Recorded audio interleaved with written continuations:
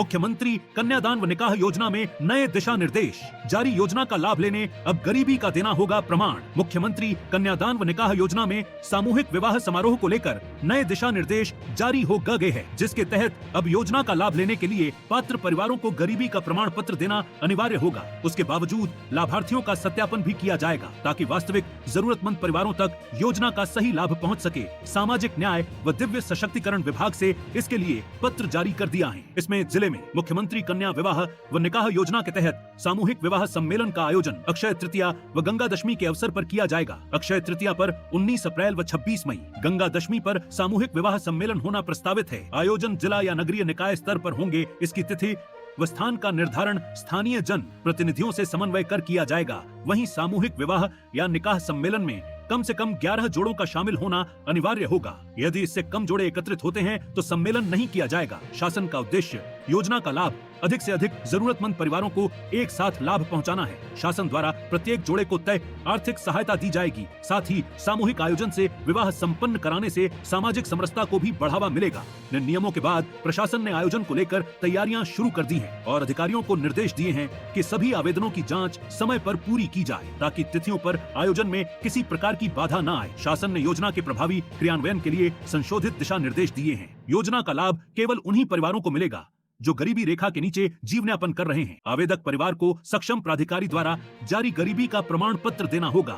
इसके साथ ही संबंधित विभाग द्वारा दस्तावेजों का सत्यापन किया जाएगा, जिससे अपात्र व फर्जी लाभार्थियों को योजना से बाहर रखा जा सके। अब बदलेगी हरदा की चाल, क्योंकि आ गया है बाटा फुटवेयर्स का शोरूम हरदा में। अब चलो स्टाइल में। पता ground floor GP mall, bus stand road, Harda.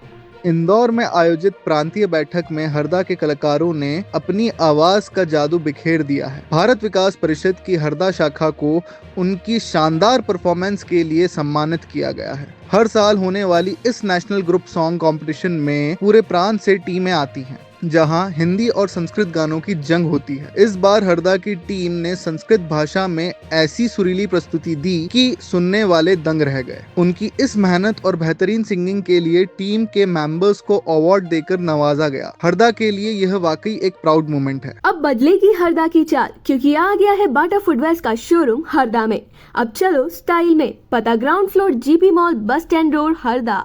Exam खत्म, छुट्टियां शुरू। लेकिन अगर आप ट्रेन से कहीं बाहर जाने का प्लान कर रहे हैं तो थोड़ा संभल जाइए। रेलवे स्टेशन पर इस वक्त नेक्स्ट लेवल भीड़ है। हालात ये है कि जनरल कोच में पैर रखने तक की जगह नहीं है। पूरी ट्रेन में सिर्फ 2 आगे और 2 पीछे जनरल कोच हैं और हजारों पैसेंजर्स। सबसे ज्यादा मुश्किल बुजुर्ग, महिलाओं और छोटे बच्चों को हो रही है। लोकल सफर करने वाले के लिए तो ट्रेन में चढ़ना भी एक मिशन इम्पॉसिबल जैसा हो गया है। वैकेशन रश को देखते हुए अब जनता की बस एक ही मांग है, रेलवे में तुरंत एक्स्ट्रा जनरल कोच बढ़ाने चाहिए ताकि सफर सजा ना बने। क्या आप भी इस भीड़ का सामना करते हैं? अब बदलेगी हरदा की चाल, क्योंकि आ गया है बाटा फुटवेयर्स का शोरूम हरदा में। अब चलो स्टाइल में। पता ground floor GP mall, bus stand road, Harda.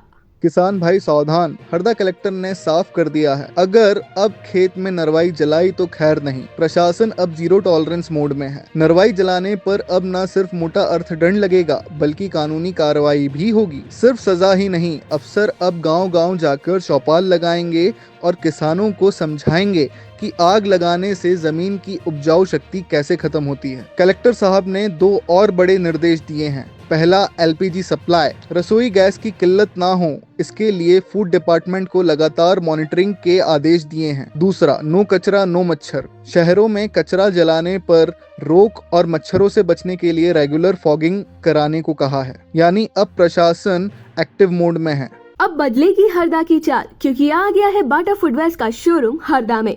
अब चलो स्टाइल में। पता ground floor GP mall, bus stand road, Harda. पेयजल व्यवस्था दुरुस्त करने कलेक्टर ने दिए निर्देश। हरदा में मार्च माह के चलते ही गर्मी लोगों को पसीने छुड़ा रही है। वहीं दोपहर में सूरज की तीखी किरणें शरीर पर सीधा वार कर रही हैं तथा बुजुर्ग और बच्चों को तेज गर्मी में तरह तरह के वायरल परेशान कर रहे हैं। और हरदा नगर पालिका द्वारा भी पेयजलापूर्ति में कटौती शुरू कर दी गई है। अभी से ही कभी नलों में पानी आता है, कभी बगैर कारण बताए जल सप्लाई नहीं होता है। ऐसी स्थिति को देखते हुए हरदा कलेक्टर सिद्धार्थ जैन ने जिले में पेयजल व्यवस्था दुरुस्त करने के निर्देश दिए हैं तथा बंद हैंडपंप को चिन्हित कर उन्हें 24 घंटों में सुधारने और मोटर पंपों की नियमित जांच करने के निर्देश दिए हैं और सभी जल स्रोतों का क्लोरिनेशन अनिवार्य किया है। जहां पानी का अन्य स्रोत नहीं है, वहां टैंकरों से पानी सप्लाई किया जाएगा और जरूरत पड़ने पर निजी स्रोत अधिग्रहण होंगे और जिले में पानी की समस्या से जूझ रहे गांवों की पहचान कर वहां विशेष निगरानी रखने के निर्देश दिए हैं और हर स्थिति में परिस्थितियों पर सतत निगरानी रखी जाएगी।